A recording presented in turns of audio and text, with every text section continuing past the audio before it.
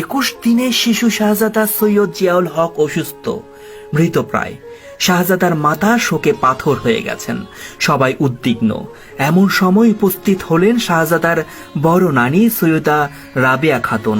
শাহজাদার এমন অবস্থা দেখে শাহজাদাকে কোলে নিয়ে শাহজাদার পিতা হযরত ওসিয়ে গাউসুল আজম মাইজ ভান্ডারী রহমতুল্লাহ আলাইহির কাছে গিয়ে বললেন, চলুন তো বাবা মাওলানা সাহেব, হযরত বাবা ভান্ডারী রহমতুল্লাহ আলাইহির কাছে গিয়ে দেখি কিছু হয় কিনা। তিনি শাহজাদার পিতার উত্তরে দিয়ে বলেন, পুত্রের জীবন ভিক্ষার মতো সামান্য কিছুর জন্য আমি তার নিকট যাব না, ইচ্ছে হলে আপনি যেতে পারেন। তখন সময়টা ছিল সকালবেলা। হযরত বাবা ভান্ডারী রহমতুল্লাহ আলাইহি তখন গাউসিয়া আহমদিয়া মঞ্জিলের দক্ষিণ পুরান হুজরায় থাকতেন। শাহজাদাকে কোলে নিয়ে সৈয়দা রাবেয়া খাতুন উপস্থিত হলেন হযরত বাবা ভান্ডারী রহমতুল্লাহ আলাইহির কদমে। তিনি আরজ করে বললেন, হযরতের বংশের বাতি নিভে যায় আর আপনি চাদর মুড়ি দিয়ে আরাম করছেন? আপনি না লক্ষ লোকের হাজত রাওয়া মুশকিল কোষা?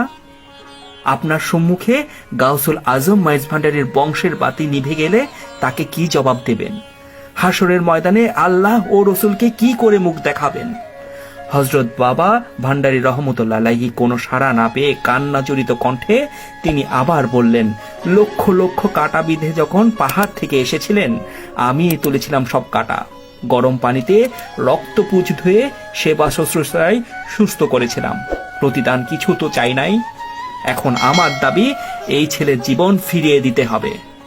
দয়া প্রার্থীর এমন আবেদনে সাড়া দিয়ে হযরত বাবা ভান্ডারী রহমতুল্লাহ আলাইহি চাদর সরিয়ে ডান হাত বাড়ালেন পানি ঢালার জন্য। শাহজাদাকে জলধারায় রেখে 7 কলসি পানি ঢালার পর ইশারা করেন পানি ঢালা বন্ধ করতে। কিন্তু শাহজাদা এখনো নিশ্চুপ হয়ে আছেন। এরপর হযরত বাবা ভান্ডারী রহমতুল্লাহ আলাইহি পবিত্র হাত মোবারক নিংড়ে 2-3 ফোঁটা পানি শাহজাদার মুখে দিলেন। শাহজাদা আস্তে আস্তে চোখ মেলে তাকালেন।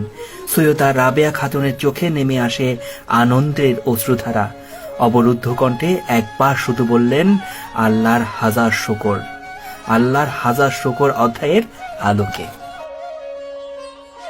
তৎকালে যোগাযোগের সুব্যবস্থার অভাবে সুদূর দাঁতমারা গ্রামে বিবাহ অনুষ্ঠানে যেতে অনিচ্ছা প্রকাশ করলে বিয়ের পূর্ব রাত্রে বংশধর সৈয়দ আবু তাহের সাব রেজিস্ট্রারকে হযরত গাউসুল আজম মাইজ ভান্ডারী রহমতুল্লাহ আলাইহি স্বপ্নে বললেন, জিয়াউল হককে আমি তোমাদের জন্য বাতি জ্বালাচ্ছি।